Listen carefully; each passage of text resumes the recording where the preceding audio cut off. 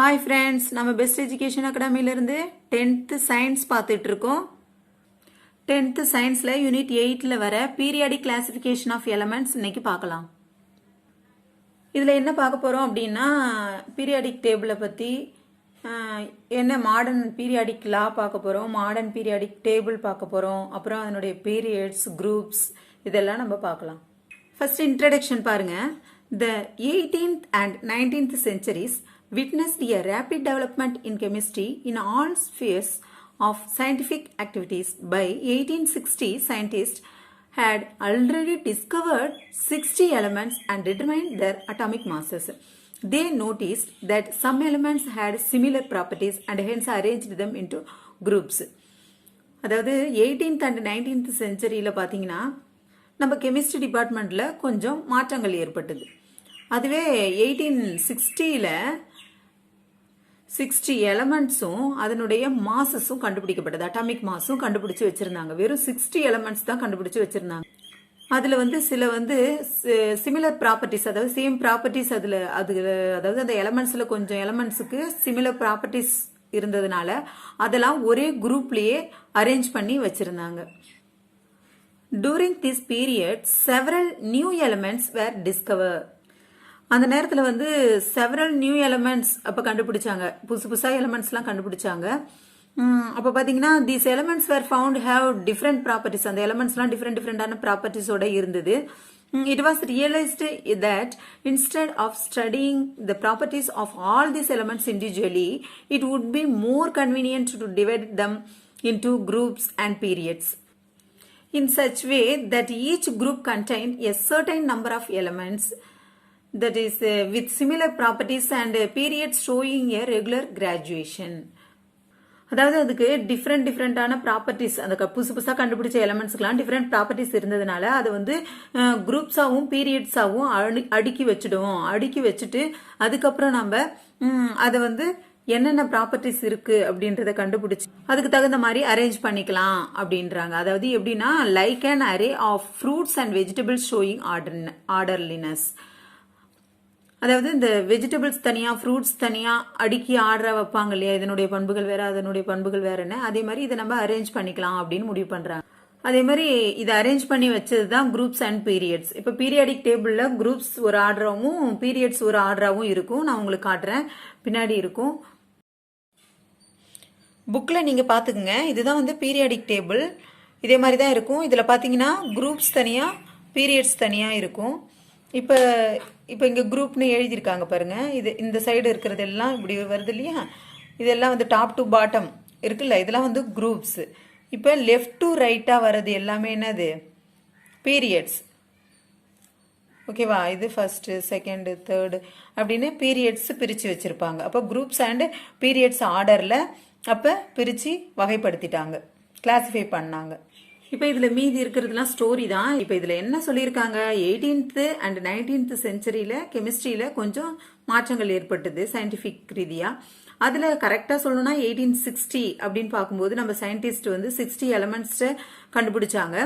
அந்த 60 எலமெண்ட்ஸ்னுடைய அட்டாமிக் மாசஸை கண்டுபிடிச்சு வச்சிருந்தாங்க. ஓகேவா, இதான் இதில் எக்ஸாம் பாயிண்ட்.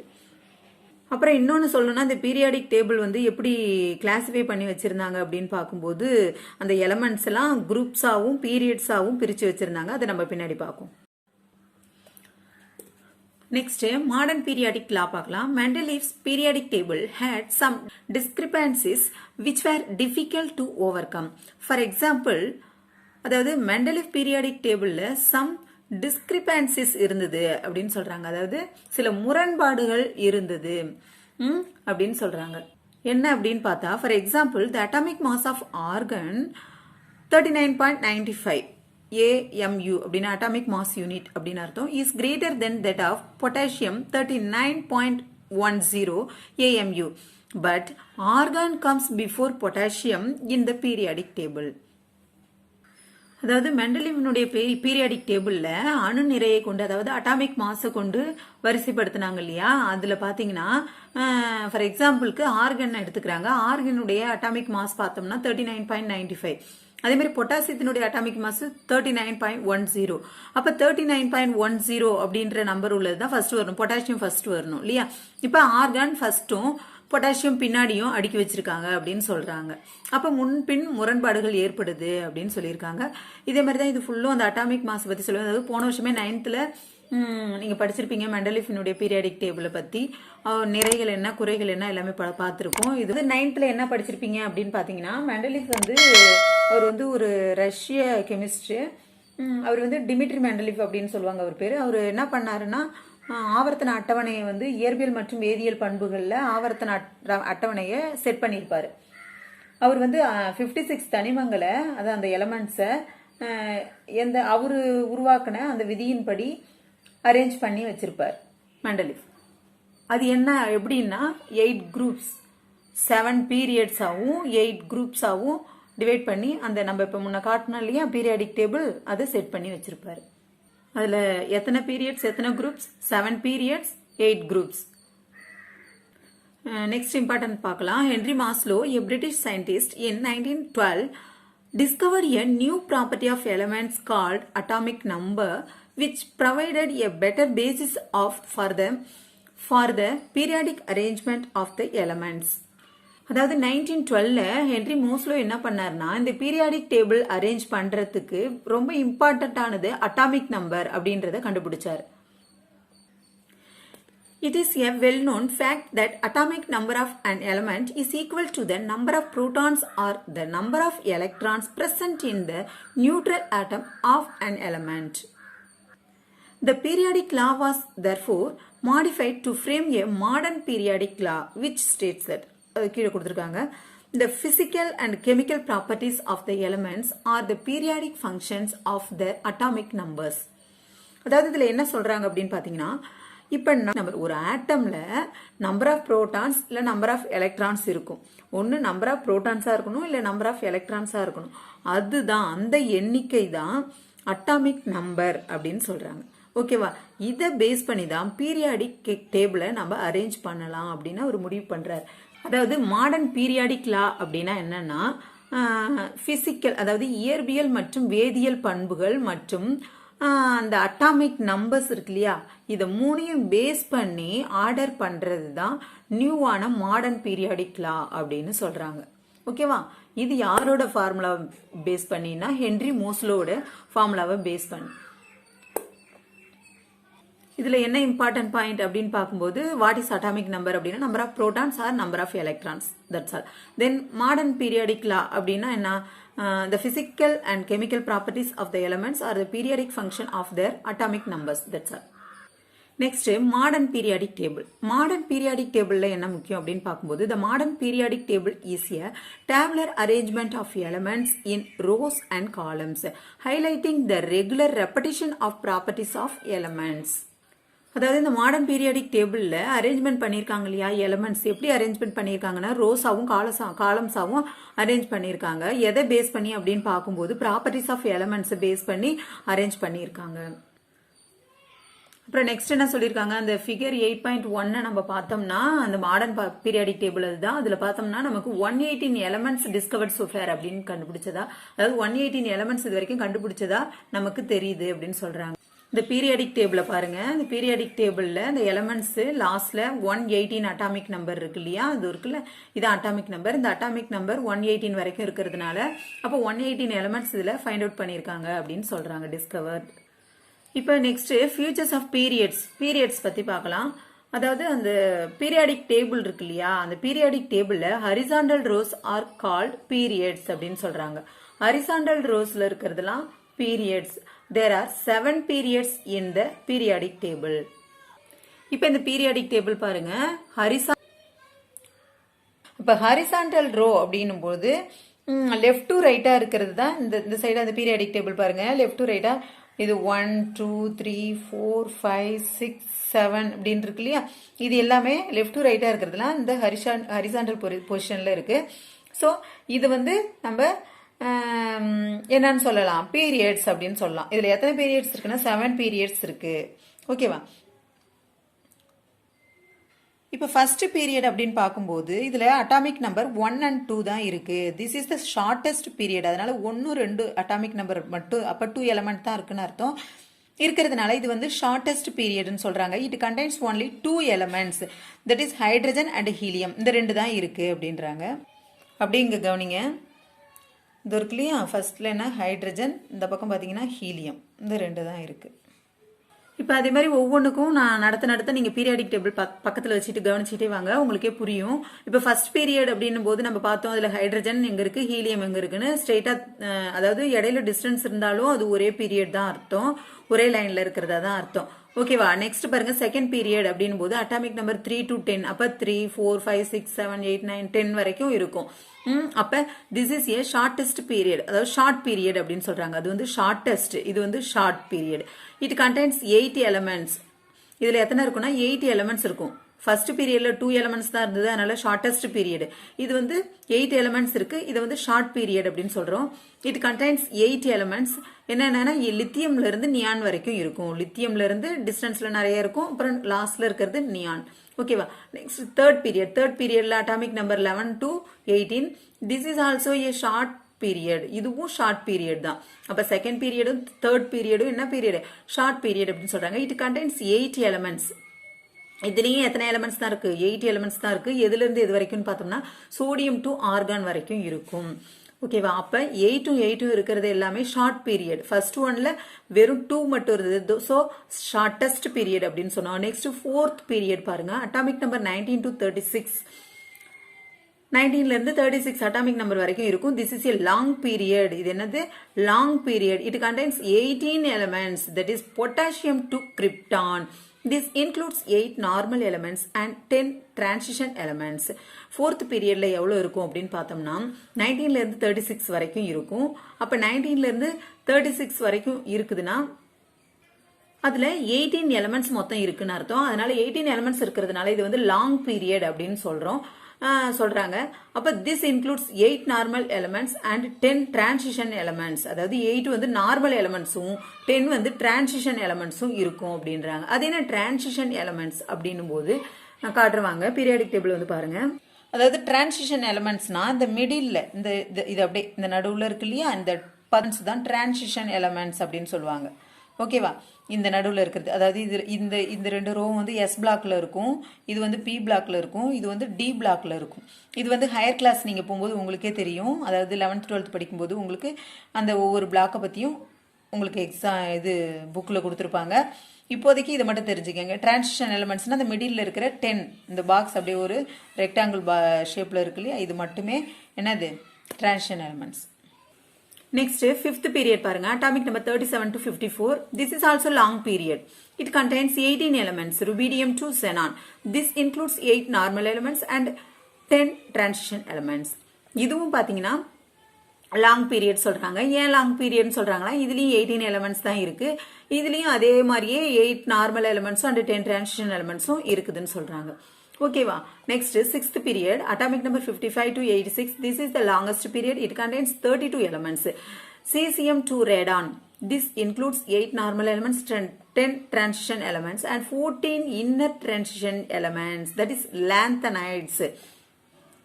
இந்த சிக்ஸ்த் பீரியட் வந்து பாத்தீங்கன்னா என்ன எலிமெண்ட்ஸ் சொல்றாங்க? எத்தனை எலிமெண்ட்ஸ் சொல்றாங்க? 32 எலிமெண்ட்ஸ் இருக்கு. சிக்ஸ்த் பீரியட்ல 32 எலிமெண்ட்ஸ் இருக்கு. அப்ப 32 எலிமெண்ட்ஸ் இருக்கிறதுனால அது வந்து லாங்கஸ்ட் பீரியட் அப்படின்னு சொல்றாங்க. இதுல எதுல இருந்து எது வரைக்கும் இருக்குன்னா சீசியம் டு ரேடான் வரைக்கும் இருக்கும் அப்படின்னு சொல்லியிருக்காங்க. இதுல பாருங்களேன், நார்மல் எலிமெண்ட்ஸ் 8 இருக்கு, 10 வந்து டிரான்சிஷன் எலிமெண்ட்ஸ் இருக்கு, அதோட இன்னொன்னு இன்க்ளூடிங்கா 14 இன்னர் டிரான்சிஷன் எலிமெண்ட்ஸ் இருக்கு, அதாவது லேந்தனைட்ஸ் இருக்கு அப்படின்னு சொல்றாங்க. லேந்தனைட்ஸ்னா பீரியாடிக் டேபிள்ல லாஸ்ட்ல ரெண்டு பாக்ஸ் மட்டும் ரெக்டாங்கிள் ஷேப்ல நீட்டா போட்டிருப்பாங்க. அதை நீங்க பாருங்க, உங்களுக்கே தெரியும். லேந்தனைட்ஸ், ஆக்டினைட்ஸ் அப்படின்னு கொடுத்துருப்பாங்க. அது பாத்தீங்கன்னா உங்களுக்கே புரியும். அதுல ஒன் குரூப் தான். Next, seventh period, atomic number 87 to 118. Like the sixth period, this period also accommodates 32 elements. Recently, 4 elements have been included by IUPAC. இந்த செவன்த் பீரியட்ல பாத்தீங்கன்னா அட்டாமிக் நம்பர் 87ல இருந்து 118 வரைக்கும் உள்ள எலிமெண்ட்ஸ் எல்லாத்தையும் குறிக்குது. இது பாத்தீங்கன்னா சிக்ஸ்த் பீரியட்ல இருந்த மாதிரியே 32 எலிமெண்ட்ஸ் தான் இதுலயும் இருக்கு அப்படின்னு சொல்றாங்க. இப்ப ரீசெண்டா ஒரு 4 எலிமெண்ட்ஸ் வந்து IUPAC நேம் வச்சு சேர்த்திருக்காங்க பீரியாடிக் டேபிள்ல அப்படின்ற ஒரு இன்ஃபர்மேஷன் நமக்கு கொடுத்திருக்காங்க. இப்ப இதுல எப்படி question கேட்பாங்கன்னா, how many periods in the periodic table அப்படின்னு கேட்டாங்கன்னா 7 periods in periodic table அப்படின்னு எழுதணும் நீங்க. அப்புறம் வேற என்ன கேட்க சான்ஸ் இருக்கு? Which one is the shortest period அப்படின்னு கேட்டா ஃபர்ஸ்ட் பீரியட் எழுத தெரியணும். அப்புறம் எது ஷார்ட் பீரியட் அப்படின்னு கேட்டா செகண்ட் பீரியடும் தேர்ட் பீரியடும் அப்படின்னு சொல்லணும். அப்புறம் எது லாங் பீரியட் அப்படின்னு கேட்டா ஃபோர்த் பீரியடும் ஃபிஃப்த் பீரியடும் அப்படின்னு சொல்ல தெரியணும். இப்போ வந்து பீரியட்ஸ் பார்த்தோம் இல்லையா, அதே மாதிரி இதுல வந்து குரூப்ஸ் பார்க்க போறோம். Features of groups. The vertical columns in the periodic table starting from top to bottom are called groups. There are 18 groups in the periodic table. ஓகேவா, கவனிங்க. how many groups? 18 groups. நல்லா லிசன் பண்ணுங்க. மெண்டலீஃபினுடைய periodic டேபிள்ல எத்தனை groups எத்தனை periods பார்த்தோம் நம்ம சொன்னோம். அதாவது 9th படிச்சது வந்து பாத்தீங்கன்னா 7 periods. பீரியட்ஸ்லாம் அதே சேம் தான், 7 periods, பட் 8 groups பார்த்தோம். இப்போ இங்க மாடர்ன் பீரியாடிக் டேபிள். இது வந்து என்னது? Modern periodic table. Modern periodic டேபிள்ல பார்க்கும்போது நமக்கு எத்தனை குரூப்ஸ் இருக்கும்? 18 groups, 7 periods, 7 periods, 18 groups. இப்போ இது குரூப்ஸ்னும் போது வெர்டிகல் காலம்ல பீரியாடிக் டேபிள்ல starting from top to bottom, அதாவது மேல இருந்து கீழே பார்க்கும்போது நம்ம இருக்கிறது தான் என்னன்னு சொல்றோம்? குரூப்ஸ் அப்படின்னு சொல்றோம். இதுல எத்தனை குரூப்ஸ் இருக்கும்? அதே மாதிரி மேல இருந்து கீழே லைனா அரேஞ்ச் பண்ணி வச்சிருப்பாங்களே எலமெண்ட்ஸ், அது வந்து 18 groups இருக்கு அப்படின்னு சொல்றாங்க. Next, based on the common characteristic of elements in each group they can be grouped as various families. அதாவது இதனுடைய காமன் அந்த எலமெண்ட்ஸ்னுடைய காமன் கேரக்டரிஸ்டிக்ஸை பேஸ் பண்ணி தான் இது வந்து குரூப்ஸா பிரிச்சு வச்சிருக்காங்க. இதனுடைய குரூப்ஸை என்னென்ன நேம் வச்சு பிரிச்சு வச்சிருக்காங்க, அதுக்கு ஒரு ஃபேமிலி நேம் கொடுத்துருக்காங்க. அது என்னன்னு பார்க்கலாம். இப்போ வந்து பாத்தீங்கன்னா குரூப்ல இப்போ ஃபர்ஸ்ட் குரூப்க்கு வந்து என்ன ஃபேமிலி அப்படின்னு சொல்றாங்கன்னா அல்கலி மெட்டல்ஸ். செகண்ட் குரூப்க்கு அல்கலைன் எர்த் மெட்டல்ஸ். 3 to 12 வரைக்கும் இருக்கிற எல்லா எலமெண்ட்ஸ்னுடைய அந்த ஆர்டர்ஸ் ஆஃப் குரூப்ஸ்க்கு டிரான்சிஷன் மெட்டல்ஸ் அப்படின்னு ஃபேமிலி நேம் கொடுத்துருக்காங்க. நெக்ஸ்ட் 13th ஒன்க்கு, அதாவது 13 குரூப்க்கு போரான் ஃபேமிலி, 14க்கு வந்து கார்பன் ஃபேமிலி, 15 வந்து நைட்ரஜன் ஃபேமிலி, 16 வந்து oxygen family or chalcogen family, 17th வந்து halogen family, next 18 noble gases family. இப்ப இதுல ரொம்ப ரொம்ப இம்பார்ட்டன்ட் அப்படின்னு பார்க்கும்போது நமக்கு எக்ஸாம்ல அடிக்கடி ரிப்பீட்டடா கேட்ட கொஸ்டின் என்னன்னா, இந்த குரூப் ஆஃப் 16th குரூப் என்ன ஃபேமிலி அப்படின்னு கேட்டிருக்காங்க. That is a mostly answer வந்து இந்த ஆப்ஷன் தான் கொடுத்திருந்தாங்க, கால்கோஜன்ஸ் ஃபேமிலி.